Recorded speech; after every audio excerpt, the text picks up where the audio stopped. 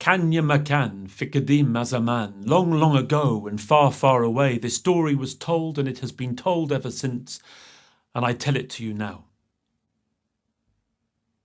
There was, in the city of Basra, when the evening was falling, a rosy glow upon the buildings around the central bazaar. And there was a little beggar, famous throughout the city for his japes and jokes and songs.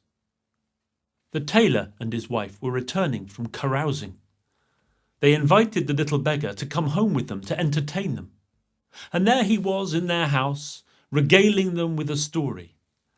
And they fed him a piece of white meat from a fish. The little beggar choked upon a bone in the meat. He fell backwards from the stool and onto the ground and lay there, motionless. Wife, what have we done? This little man has come to our house as a guest to entertain us, and we have murdered him. What will happen to my reputation? The tailor and his wife bundled the little beggar into a roll of carpet, and they carried him from their house and through the streets of Basra, where now it was getting gloomy and dark. Our child is sick. Stay away. Our child has scarlet fever. The people did not come close until one woman said, My master is a doctor. Follow me. And they followed the woman to a house with steps running all the way up to the front door. It was the house of the Jewish doctor. They followed her to the top step and left the body of the little beggar there. Of course, they took the carpet away with them. The doctor came out into the darkness and did not see the body of the little man in front of him, stumbled in, and the body was knocked down the steps all the way to the bottom. The doctor ran down the steps. Oh, what have I done? A patient comes to me to be cured, and I've killed him. What will happen to my reputation? The doctor carried the body into the house. He decided what he must do. He lowered the body from his balcony into his neighbour's backyard, his neighbour, the Muslim steward of the royal kitchens. There among the bags of flour and sacks of sugar was propped the body of the little beggar. At that moment, the Muslim steward of the royal kitchens came home. What's this noise in the backyard?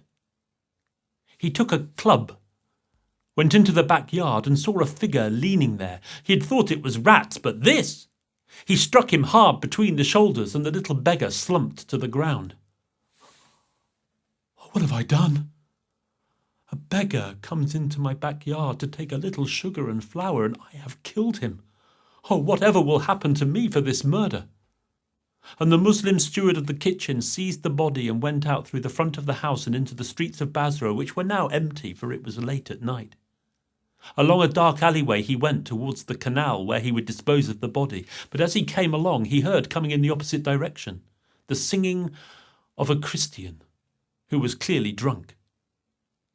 He propped the body against a corner and went back the way he had come. And now along came that drunk man, that Christian moneylender, singing at the top of his voice after a night of drinking. What's this? Here in the shadows? A thief? Oh, you won't get away with it. And he seized the little beggar's body by the shoulders and started dashing his head against the wall. Thief! Thief! The watchmen came running along the alleyway. They seized the Christian. You, Christian moneylender, have murdered this man in the streets. The next morning at dawn, the area in front of the great bazaar in the heart of Basra was thronging with people. Before them sat the Sultan, next to him the governor, and next to them upon a table was the body of the little beggar. In front of them stood the Christian moneylender. You, said the governor, you who have often had dealings with the Sultan, you have killed a man in the street for no good reason. What have you to say for yourself?" The Christian stood.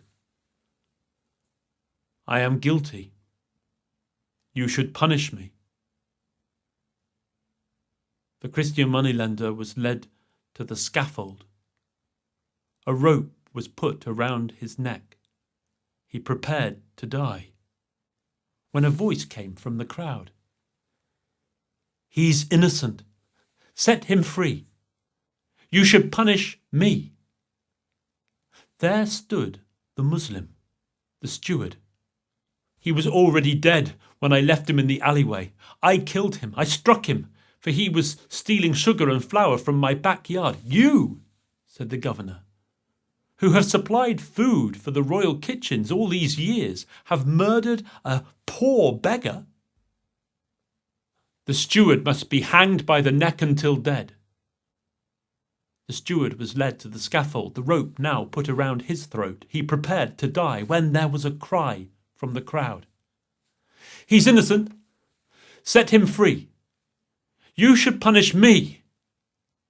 There stood the Jew, the doctor. "It was I who killed the little beggar. He was already dead when I lowered him into my neighbour's backyard. I had kicked him down the steps outside my house." "You, the doctor," said the governor, "who have treated and healed the Sultan on many occasions, have murdered one of your patients. The doctor must be hanged by the neck until dead."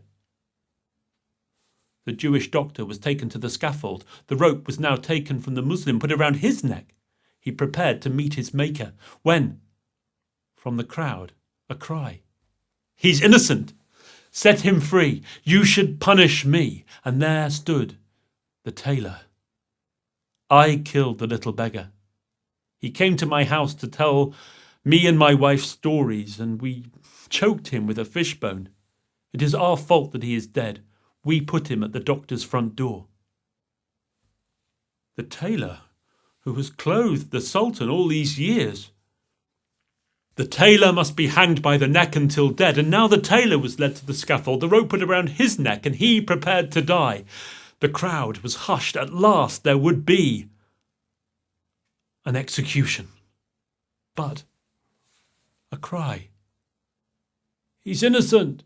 Set him free." "Enough," said the governor. "Enough," said the Sultan. "Somebody must pay. Who is it that speaks?" And beside them there stood a little wizened old man with a long grey beard. It was the barber.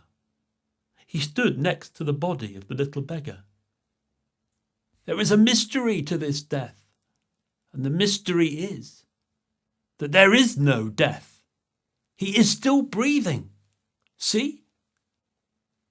And he took a pair of tongs from his leather bag, and he took a pot of ointment and rubbed the ointment onto the throat of the little beggar and inserted the tongs and pulled out the fishbone, and the little beggar sat up with a cough and a splutter.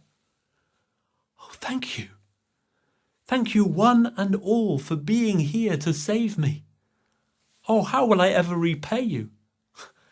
You have tried to save me after I choked on the bone.